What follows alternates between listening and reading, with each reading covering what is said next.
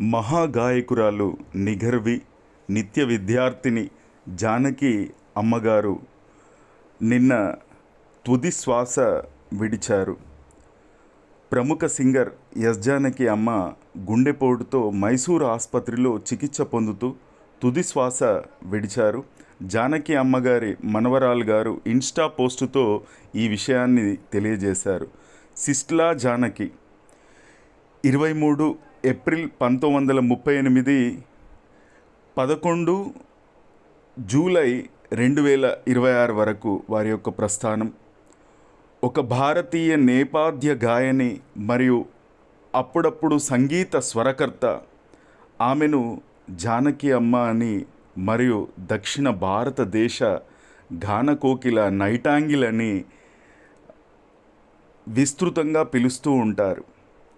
అమ్మ భారతీయ సంగీత చరిత్రలో గొప్ప మరియు అత్యంత ప్రభావవంతమైనటువంటి గాయకులలో ఒకరు. జానకి అమ్మగారి సినిమాలు, ఆల్బమ్లు, టెలివిజన్ మరియు రేడియోలలో దాదాపు 48,000కు పైగా పాటలను రికార్డ్ చేశారు. వీటిలో తెలుగు, తమిళం, కన్నడ, మలయాళం, హిందీ, సంస్కృతం, ఒడియా, తులు, ఉర్దూ, పంజాబీ, బడగ, బెంగాలీ, కొంకణి ఇలాంటి 20 భారతీయ భాషలలో సోలోగా అమ్మవారి యొక్క యుగల గీతాలు, కోరస్లు మరియు టైటిల్ జపనీస్, జర్మన్, సింహళ వంటి విదేశీ భాషల్లో కూడా అమ్మ పాడారు. అమ్మ భారతదేశంలోని అత్యంత బహుముఖ ప్రజ్ఞాశాలి అయినటువంటి గాయకులలో ఒకరు మన జానకి అమ్మగారు. అమ్మ తన కెరీర్లో అత్యధిక పాటలు పాడినటువంటి భాష కన్నడం భాష, ఆ తర్వాత మలయాళం. అమ్మ భావ వ్యక్తీకరణ మరియు స్వర మార్పుల రాణిగా విస్తృతంగా ప్రశంసించబడ్డారు.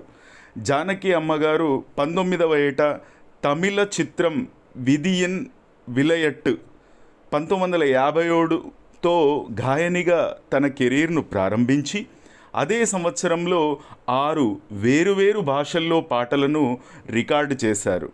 అమ్మ యొక్క కెరీర్ 2016 వరకు 6 దశాబ్దాలకు పైగా కొనసాగింది. ఆ సంవత్సరంలో అమ్మ సినిమాలు మరియు వేదిక ప్రదర్శనల కోసం పాడడం నుండి విరమణ ప్రకటించారు. అయితే 2018లో తమిళ చిత్రం పన్నాడి కోసం పాడటంతో తిరిగి వచ్చారు. అమ్మ 60 సంవత్సరాల పాటు సంగీత పరిశ్రమలో చురుకుగా ఉన్నారు. జానకి అమ్మగారికి 4 జాతీయ చలనచిత్ర పురస్కారాలు, 33 వివిధ రాష్ట్ర చలనచిత్ర పురస్కారాలను గెలుచుకున్నారు జానకి అమ్మగారు. అమ్మ మైసూరు విశ్వవిద్యాలయం నుండి గౌరవ డాక్టరేట్, తమిళనాడు రాష్ట్ర ప్రభుత్వం నుండి కలై మామాని పురస్కారం మరియు కర్ణాటక ప్రభుత్వం నుండి రాజ్యోత్సవ ప్రశస్తి పురస్కారం అందుకున్నారు. 2013లో అమ్మ భారత ప్రభుత్వ 3వ అత్యున్నత పౌర పురస్కారమైనటువంటి పద్మభూషణ్ను స్వీకరించడానికి నిరాకరించారు.